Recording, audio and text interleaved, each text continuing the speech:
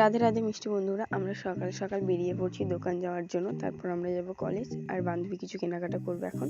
তারপরে আমরাও বাড়ি থেকে আবার ব্যাগ নিয়ে বেরিয়ে পড়লাম কলেজের দিকে। বাকিরা সবাই আছে, আমরা বেরিয়ে পড়লাম। আর স্টেশনে এসে দেখি আজকে ট্রেনে অত ভিড় নেই, তাই ফাঁকায় ফাঁকায় চলে আসলাম কলেজে। আর কলেজে এসে বান্ধবী এখন পোজ দিতে শুরু করেছে।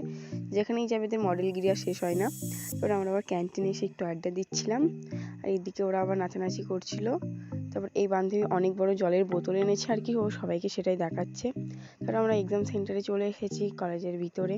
তারপরে এই বান্ধবী আর আমি বসে আছি, আর ওই সাইডে বান্ধবী আছে, বান্ধবীর ওইদিকে সিট পড়েছে আর আমার এইদিকে।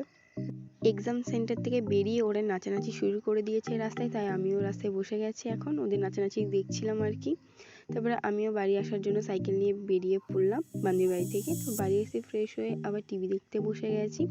আজকের ভিডিওটা এখানেই শেষ করছি। ভিডিওটা লাইক কমেন্ট করে চ্যানেলটা সাবস্ক্রাইব করে দিও। রাধে রাধে।